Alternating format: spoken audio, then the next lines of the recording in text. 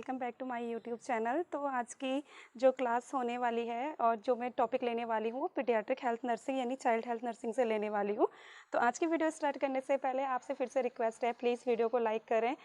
Share करें अपने friends के संग, और जिसने अभी तक चैनल को सब्सक्राइब नहीं किया है तो वो चैनल को ज़रूर से सब्सक्राइब कर दें। तो जो आज का मेरा टॉपिक है वो मैं बता चुकी हूँ कि पीडियाट्रिक हेल्थ नर्सिंग से लेने वाली हूँ, और मेरे टॉपिक का नाम है अंडर 5 क्लिनिक। तो बात करते हैं इस टॉपिक से रिलेटेड इम्पॉर्टेंट थिंग्स की। तो सबसे पहले इंट्रोडक्शन की बात करते हैं। तो अंडर 5 क्लिनिक्स का जो दूसरा नाम है उसको वेल बेबी क्लिनिक के नाम से भी जाना जाता है। अगर आपसे एग्ज़ाम में कोई क्वेश्चन पूछा जाता है कि अंडर 5 क्लिनिक का दूसरा नाम क्या है या इसको किस और दूसरे नाम से जाना जाता है, तो आपका आंसर होना चाहिए वेल बेबी क्लिनिक। ठीक, तो बात करते हैं कि क्यों इस क्लिनिक की नीड पड़ी और क्यों इसका नाम अंडर 5 क्लिनिक पड़ा है। तो आप लोगों ने देखा होगा आजकल जैसे जैसे मॉडर्नाइजेशन हुआ है वैसे वैसे बहुत सारे स्पेशल हॉस्पिटल खुले हैं। जैसे आइज़ के लिए अलग होता है, जीडियाट्रिक पीपल यानी ओल्ड एज पीपल के लिए अलग होता है, चाइल्ड के लिए अलग होता है। तो वैसे ही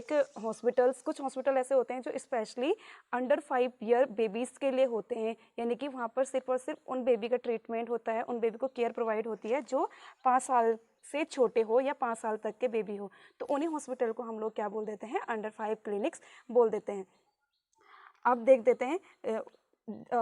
ये बोला गया है या ये माना जाता है कि जिस बेबी का लाइफ साइकिल 1 to 5 ईयर तक जैसा रहा हो, जैसा उसको माहौल मिला हो, वो बेबी का आगे का जो रूटीन है या फिर जो बेबी की आगे की डेवलपमेंट और ग्रोथ की प्रोसेस है वो वैसे ही चलती है। एग्जाम्पल से आप समझ लीजिए, अगर कोई बेबी है उसे 1 to 5 ईयर तक प्रॉपर अटैचमेंट मिला है अपने फैमिली मेम्बर से, अपने मम्मा पापा से उसे बहुत ज़्यादा लव एंड अफेक्शन मिला है, या फिर उसका पीयर ग्रुप बहुत अच्छा रहा है, उसकी एजुकेशन बेसिक एजुकेशन है वो बहुत अच्छी रही है, तो वो आगे भी कंटिन्यू होगा, यानी उसकी जो ग्रोथ और डेवलपमेंट की प्रोसेस होगी वो अच्छे से आगे कंटिन्यू में चलेगी। इसका अपोजिट अगर 1 to 5 ईयर में किसी बेबी ने कुछ ऐसा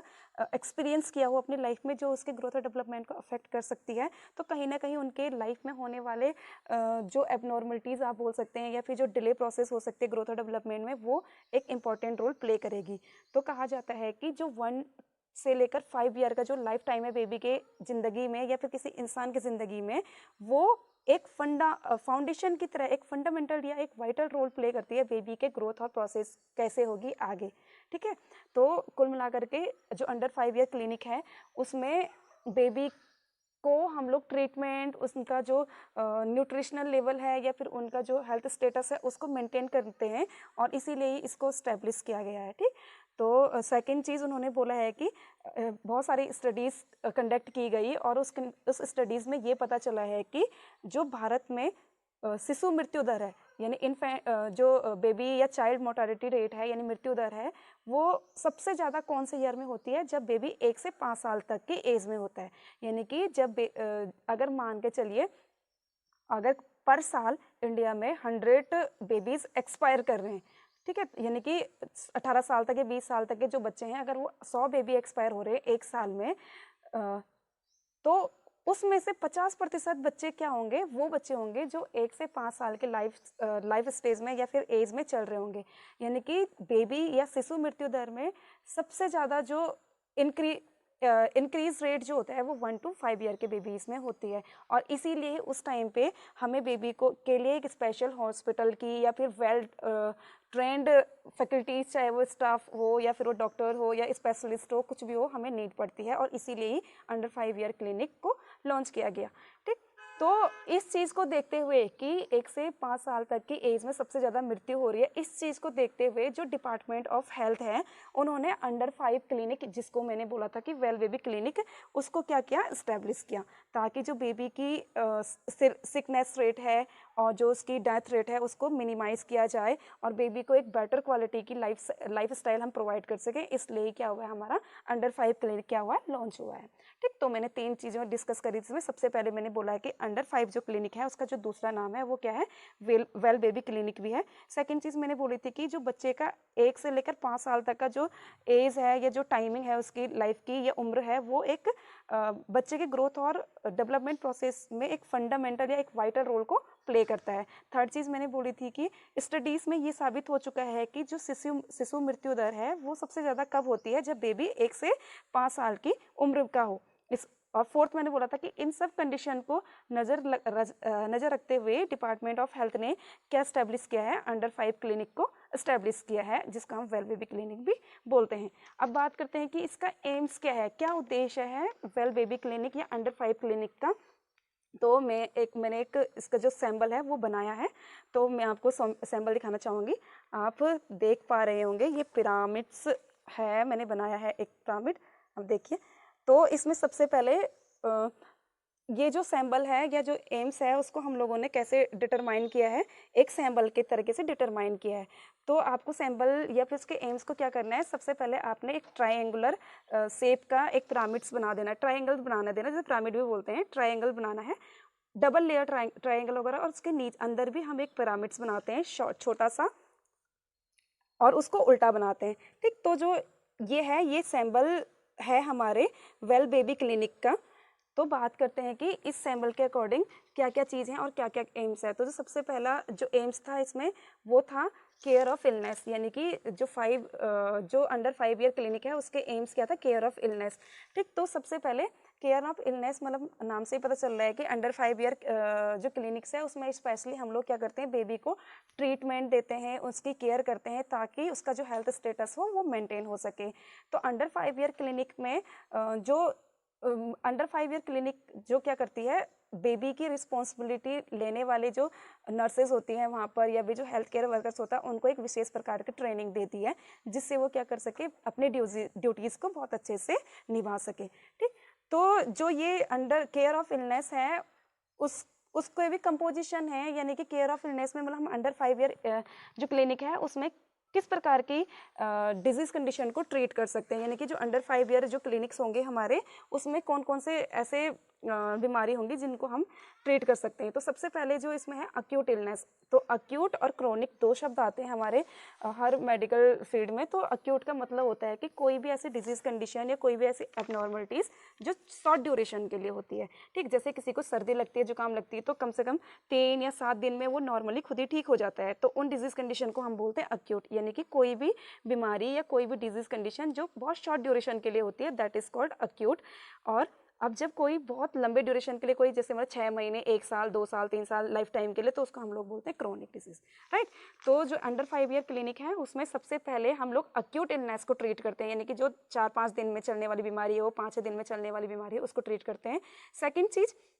जो अंडर 5 ईयर क्लिनिक है उसमें हम लोग क्रोनिक इलनेस, और क्रोनिक इलनेस में स्पेशली हम लोग इंक्लूड करते हैं फिजिकल, मेंटल या फिर कंजनाइटल या फिर जो हमारी एक्वायर्ड एबनॉर्मलिटीज़ हैं उनको भी ट्रीट करते हैं। यानी कि अब देख लेते हैं फिजिकल, यानी कि अगर कोई बंदा फिजिकली एबनॉर्मल हो, फिजिकली आप बोल सकते हैं जैसे उससे हियरिंग प्रॉब्लम हो रही है, या फिर उससे आई से रिलेटेड कोई प्रॉब्लम हो रही है, या फिर बॉडी में रैशेज वगैरह हो रहा है, या फिजिकली हैंडीकैप्ड है बेबी, उस टाइप की डिजीज कंडीशन को भी हम लोग क्योर करते हैं अंडर 5 ईयर क्लिनिक में। सेकेंड चीज़ मेंटल, यानी कि अगर जैसे बेबी का जो मैंने बोला था कि 1 to 5 ईयर में उसे प्रॉपर अटैचमेंट नहीं मिला है, जिसके कारण उसके ग्रोथ और डेवलपमेंट क्या हो रही है, अफेक्टेड हो रही है, तो उससे क्या होगा, बेबी की लर्निंग कैपेसिटी भी और थिंकिंग कैपेसिटी भी क्या होगी, डिले होगी। हो सकता है कि बच्चा एमआर से सफ़र कर जाए, एमआर यानी मेंटल रिटार्डेशन, या फिर किसी प्रकार की मेंटल कोई भी प्रॉब्लम से, या फिर उसे कोई भी आप बोल सकते हैं एबनॉर्मलिटीज़ जो उसकी माइंड से रिलेटेड हो, उससे भी हम ट्रीट कर सकते हैं अंडर 5 ईयर क्लिनिक में। Next is congenital. कंजनाइटल का मतलब होता है बाय बर्थ, यानी कि बहुत सारी डिजीज कंडीशन ऐसी होती है जो बच्चों में बाय बर्थ ही होती है, तुरंत बच्चे के जन्म के तुरंत बाद ही बच्चे में दिखाई देने लगती है, तो उनको भी ट्रीट किया जाता है अंडर 5 ईयर क्लिनिक में। और नेक्स्ट एक्वायर्ड। एक्वायर्ड बोलते हैं जो हम बाहर से, जैसे मतलब मदर ने ब्रेस्ट फीड प्रॉपर नहीं करवाया है बच्चे को, या फिर हो सकता है कि इम्यूनाइजेशन प्रॉपर नहीं हुआ है, तो उसके कारण बेबी में कोई और फर्दर एबनॉर्मलिटीज़ दिखाई दे रही है, इम्यून सिस्टम वीक है बेबी का, तो इस टाइप की भी हम लोग क्या करते हैं, डिजीज कंडीशन को डील करते हैं अंडर 5 ईयर क्लिनिक में। नेक्स्ट चीज़ हम लोग क्या करते हैं अंडर 5 ईयर क्लिनिक में, एक्सरे की या फिर जो लेबोरेटरी इन्वेस्टिगेशन है, एक्सरे या लेबोरेटरीज में जैसे ब्लड ग्रुपिंग या फिर ब्लड टेस्ट या सीबीसी वगैरह जो भी चीज़ है उनको भी हम लोग करवाते हैं, या फिर वो चीज़ होती है। नेक्स्ट है इसमें रेफरल सर्विसेज, यानी कि रेफरल सर्विसेज में आप बोल सकते हो कि अगर अंडर 5 ईयर क्लिनिक में कोई ट्रीटमेंट नहीं हो रहा है बेबी का, तो हम लोग यहाँ पर से रेफ़र भी कर सकते हैं बेबी को अदर हायर या हाईएस्ट जहाँ पर फैसिलिटीज़ है उस वाले हॉस्पिटल में। ठीक, तो समझ में आ गया होगा आपको कि फर्स्ट जो एम है वो है इलनेस को प्रिवेंट करना या ट्रीट करना, और कौन कौन से टाइप के इलनेसेस है वो मैंने आपको बता दिया, physical illness, mental illness, congenital illness और अक्वायर्ड एबनॉर्मलिटीज़ को भी हम लोग क्या करते हैं अंडर 5 ईयर क्लिनिक में ट्रीट करते हैं। नेक्स्ट देखते हैं जो इसका एम है प्रिवेंटिव केयर। प्रिवेंटिव तो मैं हमेशा यही बोलती हूँ कि मेडिकल फील्ड का एक सिद्धांत रहा है और वो ये रहा है कि prevention is better than cure, यानी कि डिजीज़ होने से पहले अगर हमें उसकी नॉलेज हो या हम वो एस्पेक्ट को देखें जिससे वो डिजीज़ कंडीशन नहीं होगी तो वो ज़्यादा बेटर है केयर लेने से। तो हम अंडर 5 ईयर क्लिनिक में क्या करते हैं इम्यूनाइजेशन की सुविधा भी बेबीज़ को देते हैं, यानी कि इम्यूनाइजेशन मतलब टीकाकरण, इस पर भी हम लोग ध्यान देते हैं। सेकेंड चीज़ न्यूट्रिशनल सर्वाइवलेंस, यानी कि हम लोग बेबी का जो न्यूट्रिशनल पैटर्न है उस पर भी ध्यान देते हैं अंडर 5 ईयर क्लिनिक में। नेक्स्ट चीज़ जो हेल्थ चेकअप है, यानी कि हेल्थ चेकअप में हम बोल सकते हैं बेबी का जो फिजिकल चेकअप है, जैसे हेड टू टो एग्जामिनेशन हम लोग करते हैं वो भी अंडर 5 ईयर क्लिनिक में ही हो सकता है या करते हैं। और नेक्स्ट क्या है ओरल रिहाइड्रेशन, आपने ORS का नाम सुना होगा, तो उस चीज़ की सुविधा भी अंडर 5 ईयर क्लिनिक में होती है ताकि डिहाइड्रेशन को प्रिवेंट कर सके। फर्स्ट एम था अंडर 5 ईयर क्लिनिक का केयर इन इलनेस, यानी कि जो केयर जो बेबी में बीमारी हो रखी है चाहे वो अक्यूट हो या फिर क्रोनिक है उसको ट्रीट करना, ये फर्स्ट एम था हमारा किस चीज़ का अंडर 5 ईयर क्लिनिक का। सेकंड एम है इसका प्रिवेंटिव केयर, और प्रिवेंटिव केयर में मैंने बोला है कि सबसे पहले हम लोग क्या करते हैं इम्यूनाइजेशन के थ्रू, टीकाकरण के थ्रू क्या करते हैं बीमारी को दूर कर सकते हैं, और ये फैसिलिटी हमारी अंडर 5 ईयर क्लिनिक में होती है। सेकेंड चीज़ मैंने बोला न्यूट्रिशनल सर्वाइवलेंस। न्यूट्रिशनल सर्वाइवलेंस मतलब जैसे कि अगर कोई बच्चा PEM, आपने नाम सुना होगा प्रोटीन एनर्जी माल न्यूट्रिशन, यानी कि अगर किसी बेबी को प्रोटीन की कमी हो रही है, आपने सूखा रोग सुना होगा, ठीक है, और जिसे मैरस्मस या क्वाइसिकोर्स बोलते हैं इंग्लिश में, तो इस चीज़ को ट्रीट करने के लिए भी हम न्यूट्रिशनल सर्वाइवलेंस की जो फैसिलिटीज़ होती है वो अंडर 5 ईयर क्लिनिक में होती है। थर्ड चीज़ हेल्थ चेकअप, यानी कि बेबी की हेड टू टो एग्जामिनेशन को भी हम लोग अंडर 5 ईयर क्लिनिक में डील करते हैं। और नेक्स्ट ओरल रिहाइड्रेशन, यानी कि अगर बच्चे में किसी भी प्रकार की पानी की कमी हो रही है, आप लोगों ने सुना होगा जो 1 से 5 साल तक के बच्चे होते हैं उसमें बहुत ज़्यादा लूज मोशन, जिसको डायरिया बोलते हैं, जिसको पेट खराब होना बोलते हैं, उल्टी होना बोलते हैं, ये 1 to 5 ईयर के बेबीज़ में बहुत ज़्यादा रहती है। तो इस चीज़ का ट्रीटमेंट किसके द्वारा हो सकता है, किसके द्वारा हम मेंटेन कर सकते हैं इसको, ओरल रिहाइड्रेशन सॉल्यूशन जिसको ORS बोलते हैं। तो ये चीज़ कैसे तैयार करते हैं, कैसे इसको प्रॉपर अमाउंट में बेबी को देना चाहिए, ये सब चीज़ भी हम लोग अंडर 5 ईयर क्लिनिक के अंदर देख सकते हैं। थर्ड जो इसका एम है वो है इसका growth monitoring.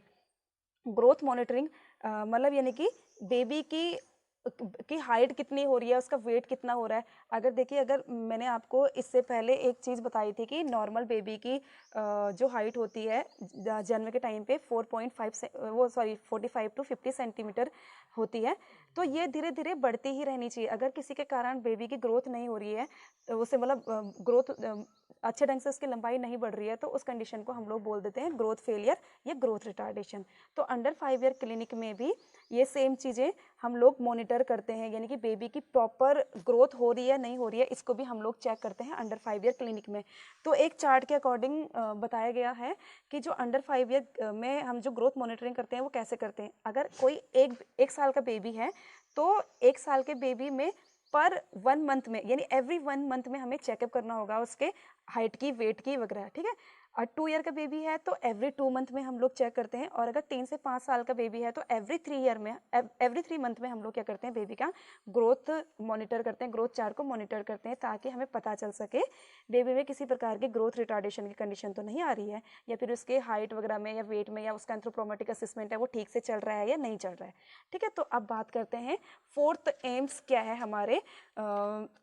Well baby planning family का, या जिसको हम लोग क्या बोल देते हैं अंडर 5 क्लिनिक बोलते हैं, ठीक है। तो 5 ईयर फोर्थ वाला जो इसका एम्स है वो है फैमिली प्लानिंग। तो फैमिली प्लानिंग में क्या होता है कि जो अंडर 5 ईयर क्लिनिक है उसके अंदर हम लोग बेबी को तो नहीं मगर उनके मदर और उसके पेरेंट्स को क्या करते हैं काउंसलिंग करते हैं, उनको गाइड करते हैं, एडवाइस करते हैं, अवेयरनेस क्रिएट करते हैं उनके अंदर की फैमिली प्लानिंग को हम कैसे कर सकते हैं, फैमिली प्लानिंग के अंदर किन किन मेथड्स के थ्रू हम लोग क्या कर सकते हैं फैमिली प्लानिंग कर सकते हैं। जैसे मतलब हम लोग उनको कॉन्ट्रासेप्टिव मेथड के थ्रू देंगे और उनको गैपिंग सिस्टम के बारे में बताएंगे कि 1 बेबी के बाद कितने टाइम हम लोग वेट कर सकते हैं 2nd बेबी के लिए। ये सब चीज़ भी हम अंडर 5 ईयर क्लिनिक में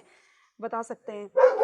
और जो फिफ्थ एम है इसका अंडर 5 ईयर क्लिनिक का, वो है हेल्थ एजुकेशन। यानी कि हेल्थ एजुकेशन हम लोग क्या करेंगे, मदर को कैसे न्यूट्रिशन उनको लेना चाहिए और अपने बेबी की कैसे वो केयर करें, और सेकंड चीज़ अपने बेबी के साथ वो कैसे प्रॉपर अटैचमेंट में रहे, और ब्रेस्ट फीडिंग के बारे में या फिर ब्रेस्ट फीडिंग की प्रॉपर टेक्निक के बारे में, पोजिशनिंग के बारे में, और उसके न्यूट्रिशनल स्टेटस को मेंटेन करने के बारे में हम लोग क्या करते हैं, हेल्थ एजुकेशन भी प्रोवाइड करते हैं अंडर 5 ईयर क्लिनिक में। तो आई होप कि आपको समझ में आया होगा अंडर 5 ईयर क्लिनिक क्या होता है, इसका एम्स क्या है। इसके 5 एम्स हैं। फर्स्ट है केयर इलनेस, यानी कि हम लोग अंडर 5 ईयर क्लिनिक में क्या करते हैं, केयर करते हैं इलनेस की। और वो इलनेस क्या क्या हो सकता है, अक्यूट हो सकता है, या फिजिकली कोई हैंडीकैप्ड बेबी है उनकी, या फिर मेंटली अगर वो इल है उस बेबी की, कंजनाइटल उसे कोई प्रॉब्लम है या अक्वायर्ड उसको कोई प्रॉब्लम है, उसकी केयर कर सकते हैं। सेकेंड चीज़ मैंने बताई थी कि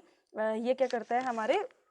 ग्रोथ मॉनिटर को ग्रोथ मॉनिटर या ग्रोथ चार्ट को मॉनिटर करने में भी अंडर 5 ईयर क्लिनिक क्या करता है, हमारी हेल्प करता है। थर्ड चीज़ था इसमें कि प्रिवेंटिव केयर, और प्रिवेंटिव केयर में मैंने ये बताया था कि अंडर 5 ईयर क्लिनिक में जो था उसमें मतलब इम्यूनाइजेशन से लेकर न्यूट्रिशनल सर्वाइवलेंस से लेकर फैमिली प्लानिंग, सब चीज़ के बारे में हम लोग क्या करते हैं, अवेयरनेस क्रिएट करते हैं बेबी के पेरेंट्स में। ठीक है। फोर्थ चीज़ मैंने बताई थी कि ये अंडर 5 ईयर क्लिनिक में फैमिली प्लानिंग से रिलेटेड हेल्थ एजुकेशन भी, या फिर जो उसकी जो प्रॉपर टेक्निक्स है उसके बारे में भी मदर और फादर को क्या करते हैं, अवेयर करते हैं। और जो 5 चीज़ मैंने बताई थी वो 5 पॉइंट था इसका कि हेल्थ एजुकेशन, यानी कि अंडर 5 ईयर क्लिनिक में हम लोग क्या करते हैं,